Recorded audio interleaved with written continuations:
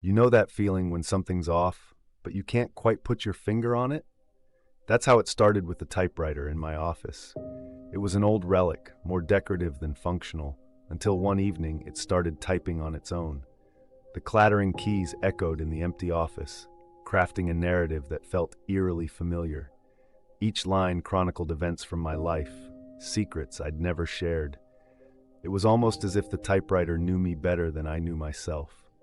As the story unfolded, I realized it was leading up to something, a moment I hadn't lived yet. The final lines described a shadow lurking behind me, its breath cold on my neck. I spun around, heart pounding, and saw nothing. Yet the sense of being watched lingered, and the typewriter fell silent, leaving me alone with the chilling realization that my life was now in someone else's hands, a story being written by unseen forces.